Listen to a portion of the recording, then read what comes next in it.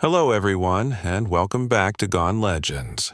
In today's video, we will be honoring American celebrities who sadly passed away today and over the last few days, as well as notable figures from around the world whose loss has touched many. Before we begin, we would truly appreciate your support. Please take a moment to like this video. Your kindness helps us continue sharing these stories. Thank you. And now, let us start. Stephen G. Sheets, a builder of an empire, a quiet architect of modern America. Stephen G. Sheets was born in 1946 in Altoona, Pennsylvania, a town defined by hard work, steel rails, and the steady rhythm of everyday American life. He did not grow up dreaming of fame.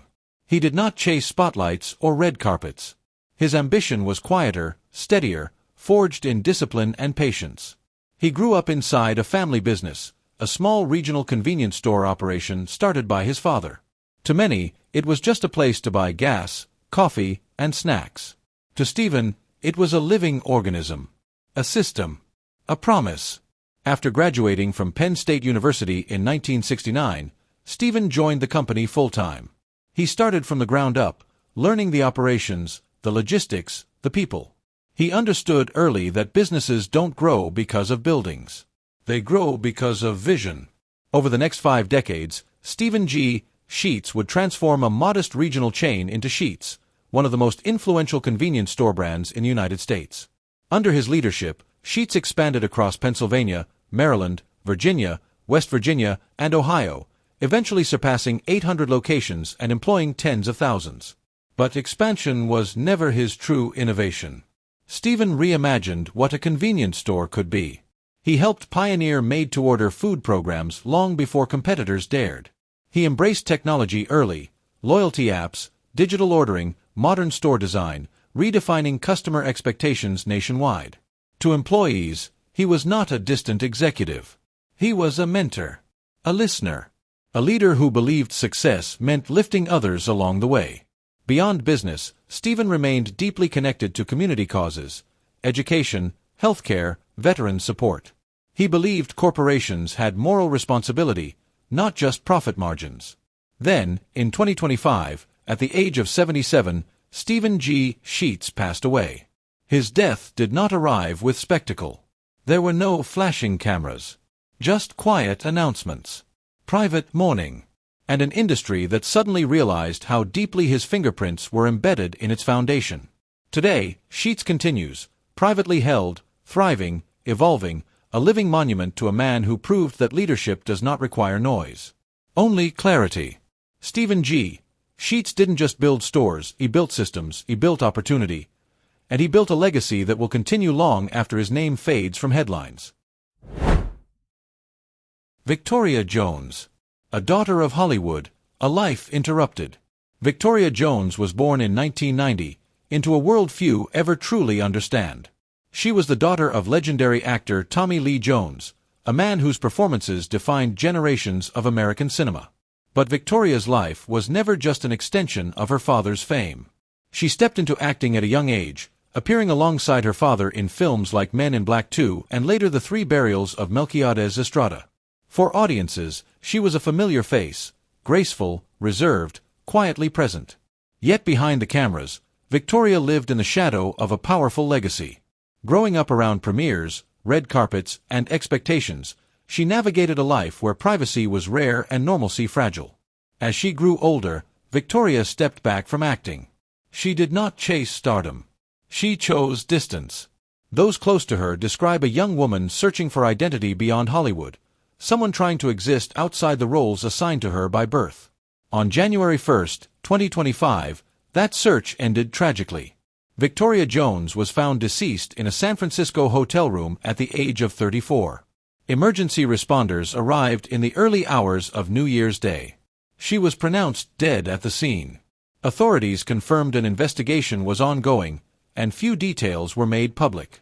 The news landed softly but painfully, a quiet tragedy amid global noise. There were no dramatic statements, no spectacle, just a father grieving privately. A family shattered behind closed doors. Hollywood has seen many losses, but some strike differently. Victoria's death was not the fall of a star at its peak. It was the silencing of a life still forming, a story unfinished. She is remembered not for box office numbers, but for moments, for appearances beside her father, for a gentle presence in an industry often anything but gentle. Victoria Jones leaves behind a reminder that fame does not shield pain, and legacy does not guarantee peace. Some lives end before the world ever truly meets them. Tatiana Schlossberg. A voice of conscience, a legacy of words. Tatiana Schlossberg was born in 1990 into one of America's most historic families, the granddaughter of President John F. Kennedy, the daughter of Caroline Kennedy. But from the beginning, Tatiana chose a different path. She did not seek political power. She sought truth. Raised with a deep awareness of history, responsibility, and consequence, Tatiana gravitated toward journalism, a profession built on accountability. She became a climate and energy reporter for the New York Times, earning respect not because of her name, but because of her rigor. She wrote with clarity, precision, moral urgency. Later, she authored Inconspicuous Consumption, a book that challenged readers to confront the hidden environmental costs of everyday life. It was not accusatory. It was illuminating. In 2024, Tatiana published a deeply personal essay in The New Yorker.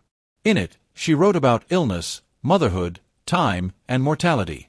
The piece resonated worldwide, not because of who she was, but because of how honestly she faced the end. On January 2025, Tatiana Schlossberg passed away at the age of 35, surrounded by her family. She left behind her husband, George Moran, and their 2 young children. Her death was not sudden to those closest to her, but it was devastating. A brilliant mind. A compassionate voice. Gone far too early. Tatiana's legacy is not political. It is intellectual, ethical, human. Her words remain. Her questions remain. And her courage remains, embedded in every sentence she left behind. Michael Schumacher. The man who preserved memory through words. Michael Schumacher was born in 1949, in Kansas, far from the cultural epicenters that would one day be shaped by his work. Raised near Lake Michigan in Kenosha, Wisconsin, he grew up surrounded by history. Not the glamorous kind, but the quiet, layered stories hidden beneath everyday landscapes. From an early age, Schumacher was drawn to narrative. He studied political science, but writing quickly overtook everything else. He believed that history was not meant to sit frozen in textbooks, it was meant to breathe. Writing under the name M. Schumacher, he became one of the most respected biographers of his generation. His work explored the lives behind legends, Francis Ford Coppola, Eric Clapton, Allen Ginsberg, George McGovern, not as icons, but as flawed, searching human beings. Schumacher had an unusual discipline. He wrote everything by hand first. Notebooks filled with ink. Thoughts shaped slowly, deliberately, before ever touching a typewriter. He believed speed diluted truth. Beyond celebrity biography, Schumacher was drawn to maritime history, especially the Great Lakes. He chronicled shipwrecks, survival stories, and disasters not as spectacles, but as human dramas, ordinary people facing extraordinary odds. To those who knew him, Schumacher was always in motion. Coffee in hand. Notebook nearby. Listening more than speaking. Collecting fragments of humanity wherever he went. On December 29, 2024, Michael Schumacher passed away at the age of 75. His daughter, Emily Joy Schumacher, confirmed his death, remembering him as a man who loved conversation above all else, a storyteller who believed that listening was the highest form of respect. His passing marked the end of a career dedicated to preservation. Because without people like Schumacher, memory fades. Stories vanish. Truth erodes. He did not chase immortality, he archived it. Béla Tarr. The filmmaker who redefined time. Béla Tarr was born in 1955, in Pécs, Hungary, a country scarred by history, shaped by silence, and steeped in melancholy. From the beginning, Tarr saw the world differently. Where others saw movement, he saw stillness. Where others saw dialogue, he saw space. He began making films as a teenager, drawn not to entertainment, but to realism, raw, unpolished, uncompromising. His early works reflected social despair, moral decay, and the weight of existence itself. But it was in the 1980s and 1990s that Béla Tarr changed cinema forever. He became the pioneer of slow cinema, long, unbroken shots, minimal dialogue, stark black and white imagery, films that did not rush the audience, but forced them to sit inside time itself. His masterpiece, Satin Tango, released in 1994, was 7.5 hours long. It defied every rule of commercial filmmaking. Yet it became one of the most revered films in world cinema, studied, debated, admired. Films like Damnation, Werkmeister Harmonies, The Man from London, and The Turin Horse followed, each one stripping cinema down to its bones. Tarr did not make movies to entertain. He made them to confront, to exhaust, to immerse. In 2011, after releasing The Turin Horse, he announced he would never direct another film. He believed he had said everything he needed to say. He turned to teaching, mentoring young filmmakers through his film factory school, passing on not technique, but philosophy. In 2025, Béla Tarr passed away at the age of 70. The news spread quietly, almost fittingly. There were no flashy tributes, just reverence. Béla Tarr did not chase audiences, he challenged them. And in doing so, he changed cinema's relationship with time forever. Ahn Sung-ki, the face of a nation's cinema. Ahn Sung-ki was born in 1952, in South Korea, a country rebuilding itself from war, trauma, and division. He entered the film industry at the age of 5, becoming one of the nation's most recognizable child actors. For many, childhood fame is a curse. For Ahn Sung-ki, it was merely the beginning. After stepping away during his teenage years, he returned in the late 1970s, transformed, mature, focused, ready. His breakthrough came with Good Windy Days, a film that reintroduced him not as a former child star, but as a serious actor. From that moment on, Ahn Sung-ki became a pillar of Korean cinema. Over a career spanning more than 130 films, he delivered performances marked by restraint, dignity, and emotional truth. Films like Mandara, White Badge, Two Cops, Silmado, and Radio Star cemented his status as a national treasure. He won a record 5 Grand Bell Awards for Best Actor, not through spectacle, but consistency. His characters felt lived in, human, grounded. Beyond acting, Ahn Sung-ki was a respected advocate for artists' rights and a steady presence during periods of massive change in Korean film. On January 2025, Ahn Sung-ki passed away at the age of 74. South Korea did not just lose an actor, it lost a mirror, someone who reflected its struggles, resilience, and quiet strength across generations. His performances remain. His influence endures, and his calm, unwavering presence continues to echo through every frame of Korean cinema. Willard Carroll Smith Jr. was born in 1968, in West Philadelphia, a place where sound traveled faster than opportunity, where humor could save you, and where learning how to read people was as essential as learning how to read books. This was a neighborhood shaped by rhythm and resilience, by sharp edges and sharper instincts. Survival here did not always mean strength of fists. Often, it meant strength of personality. Will grew up between two powerful forces. His father, Willard Carroll Smith Sr., was a refrigeration engineer, disciplined, demanding, precise. A man who believed in control, in order, in earning affection through performance. His presence loomed large, not always gently. His mother, Caroline Bright Smith, worked as a school administrator, intelligent, articulate, emotionally perceptive. She believed in words, in communication, in understanding rather than fear. Between these two worlds, Will learned early how to balance tension, how to soften hardness, how to sense danger before it arrived. Long before he learned acting, he learned timing. Long before technique, he learned charisma. At Overbrook High School, Will Smith was not feared. He was remembered. He was the kid who could talk his way out of trouble, who could rhyme without effort, who could turn awkward silence into laughter. Humor became his armor. Rhythm became his language. And attention became safety. Rap music entered his life not as rebellion, but as expression. At a time when hip-hop was increasingly defined by confrontation and raw street realism, Will instinctively moved in another direction. His lyrics were clever, playful, story-driven. He rapped about life, about fun, about being young and alive. It wasn't shallow. It was accessible. And it was unmistakably his. Under the name The Fresh Prince, alongside his childhood friend DJ Jazzy Jeff, Will Smith found chemistry that felt effortless. Jeff's smooth turntablism anchored Will's high-energy flow. Together, they felt real, unmanufactured, alive. In 1989, they achieved something no one before them had, winning the first-ever Grammy Award for rap music. It was history. It was validation. And it was overwhelming. Because success arrived faster than wisdom. Money poured in. Fame accelerated.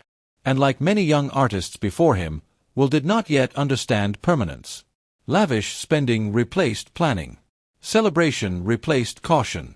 By his early 20s, despite hit records and international recognition, Will Smith was nearly broke. Then came the IRS.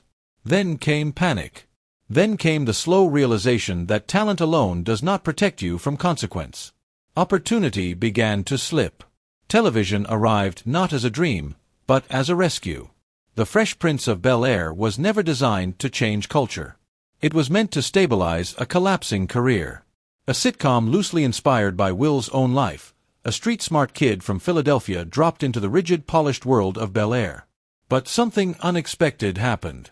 America listened. Week after week, households welcomed this loud, stylish, charismatic young man who danced through scenes with humor and confidence. But beneath the jokes lived deeper truths. The show explored race without lectures, class without bitterness, identity without apology. And Will Smith did something radical for network television. He showed emotion without shame. When his character broke down over his absent father, the moment did not feel scripted. It felt lived. Because it was. Will cried openly on camera. He laughed generously. He made vulnerability safe for millions of young men who had never seen themselves allowed to feel. That was the moment he became more than funny. By the mid-1990s, Hollywood noticed. The leap from television to film ends careers as often as it begins them. But Will Smith didn't fade, he surged. Bad Boys gave him swagger. Independence Day made him a global hero. Men in Black turned him into an icon. He wasn't just starring in movies. He was becoming a symbol. Audiences trusted him. His films crossed borders, cultures, languages. He projected optimism in an era hungry for it. He smiled like everything would be okay, and for 2 hours in a dark theater, people believed him. But internally, the pursuit changed. Will Smith was no longer chasing success, he was chasing greatness. He studied legends, measured himself against history, analyzed box office numbers with obsessive precision. He wanted to be respected, not just loved. He wanted legacy. He wanted validation that his rise wasn't accidental. Then came the performances that demanded silence instead of applause. Ali required transformation, physical, emotional, spiritual. The pursuit of happiness stripped him bare. I Am Legend isolated him. 7 Pounds explored guilt and redemption. These were not invincible heroes. These were wounded men. And Will Smith poured himself into them with ferocity. But greatness is expensive. Behind the smile lived pressure, relentless, suffocating. To be the perfect husband, the perfect father, the perfect role model, the perfect black man in a world that celebrates excellence but punishes deviation. His marriage to Jada Pinkett Smith became public terrain. Their honesty was dissected. Their struggles monetized. Every confession became content. Every wound became entertainment. There was no privacy and no margin for error. And then came the night that changed everything. The 2022 Academy Awards. A room full of power. A joke delivered casually. A glance exchanged. And then, a decision made in seconds. The slap. In that moment, time fractured. Decades of goodwill collapsed instantly. Social media erupted. Judgment arrived before reflection. The hero became the villain. The symbol of positivity was reframed as unstable, dangerous, broken. That same night, Will Smith achieved the dream he had chased for decades. He won the Academy Award for Best Actor. But the victory was poisoned. He stood on stage, tears streaming, apologizing through shock and emotion. The moment meant to crown his career instead fractured it. Soon came consequences. Projects cancelled. Invitations withdrawn. Silence replaced applause. Will Smith stepped away from the spotlight, not as strategy, but as necessity. For the first time in his life, he was alone with himself. No scripts, no laughter tracks, no approval. And something shifted. In the years that followed, his voice softened. His words slowed. He spoke of ego, of fear, of the danger of believing your own mythology. He did not excuse his actions. He examined them. He chose accountability over denial, a path far less rewarding, but far more honest. Will Smith did not die. But a version of him did. The invincible movie star. The flawless role model. The untouchable icon. What remains is something more complex. More human. A man who rose from West Philadelphia to the center of global culture, a man who fell publicly, painfully, and a man now walking the long, uncertain road of redemption, without guarantees, without applause. History will decide where Will Smith ultimately stands. But one truth is already clear. Legends are not defined by perfection. They are defined by how they survive their worst moments. And Will Smith's story, unfinished, uncomfortable, honest, reminds us that sometimes the hardest comeback is not to the stage, but to oneself.